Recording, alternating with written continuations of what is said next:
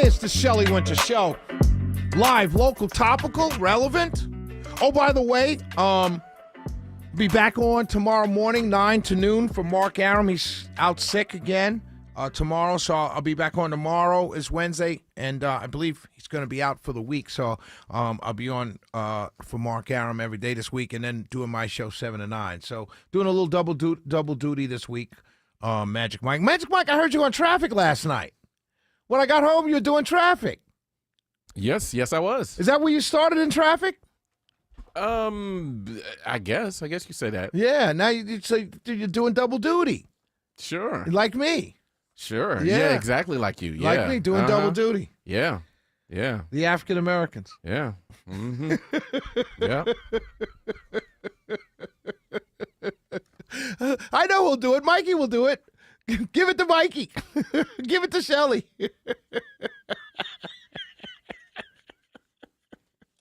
Oh, boy. Oh, man. Woo, boy. They don't work us hard enough. Working on the chain gang.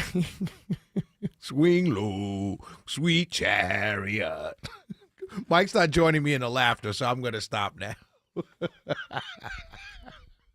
Oh, let's have fun, ladies and gentlemen. So, hey, but do you guys remember the FBI agent? You guys remember this? It was a brother. His name was Marcus Allen, right? He was a staff operations specialist. His name was Marcus Allen, like the football player, Marcus Allen. He was an FBI agent, African-American. It's very important that I mention that, African-American, right? And he was the one who said that for January 6th, nothing made sense, right? He had said this, right? He said, none of this makes sense. And he shared concerns with Christopher Wray and about Christopher Wray giving untruthful testimony to Congress about the degree of involvement of confidential human sources on January 6th. In other words, what he was saying was, you knew there were confidential human sources out on January 6th. Why did you go to Congress and say that you didn't know? You knew what was going on. This guy, he was an FBI agent. He said there's a good possibility the D.C. elements of our organization are not being forthright about the events of the day or the influence of government assets. In other words, what he was saying back then, Marcus Allen, FBI agent from the Charlotte office, he was saying it makes no sense as a domestic police force where you have tens of thousands of people coming up to D.C. for a rally that you would not have intelligence sources within that crowd. They had to tell. I was at the original March on Washington. Not March, I'm sorry. I take that back. Million Man March. I wasn't old enough. Right. I was at the Million Man March, the original one. I went with a bunch of friends that I went from college. A bunch of us went. Some of us drove. Some of us took the buses. Some of us flew. There were intelligence. There were FBI agents all over that place. All over the place. You could spot them. You knew who they were because they were walking around not talking to people. Right? So you know it's something like a rally after an election, a contentious election, that there would be government agents in that crowd. And this is what he was saying. And they punished him. They said he harbored conspiratorial views. For 2 years, they took his security clearance away, and he was not paid. He was basically suspended without pay. Well, guess what? The best news of the night, this guy finally got his back pay, benefits, and his security clearance back as part of a settlement with the Bureau. And he won back lost pay. It's crazy. And his statement is the best statement ever. He said, wait, where is it? He basically, I'm sorry, the FBI, no, I'm sorry, I apologize. Basically, he said, I'm a former Marine. I defended this country with my life. I put my life on the line to defend this country. I joined the FBI to further service to my country. And my country and my organization called me a traitor. And he said the money, all of that, his good name being brought, given back to him and everything, still doesn't help.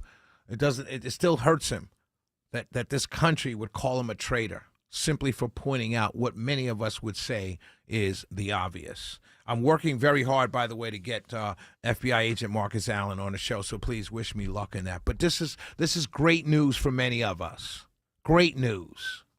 Great, great news. And the reason why I said earlier it's important that I point out he's African American, I want to point something out to every single person who's listening to me right now. Understand this. There is a cottage industry, not really a cottage industry, but there's an entire industry of people who make money sowing racial discord. Literally. They find every racial issue, they pick it apart to make money from it. There's a industry within the media that does nothing but spread racial discord by pointing out every racial issue. There's a party, the Democrat Party, which banks itself on keeping 90% of the black vote in their corner by pointing out every racial incident, even to the point of making them up. Yet, and this is how you know this is a game for these people. This is how you know you're not supposed to take any of these people seriously. This is how you know that this is nothing but a sham game. The whole DEI, the whole race-based narrative that's spun around all throughout this country every 3 days. And it's going to pick up as we get closer to the election. This is how you know it's a game.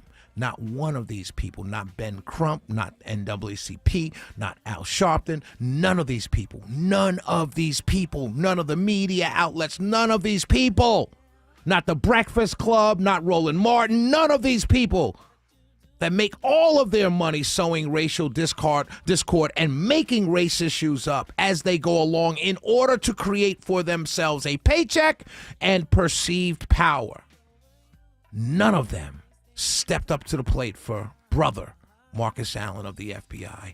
Not a single one of them. That should tell you everything you need to know about the so-called racism problem in America. Shelley Winter Show. We'll be right back.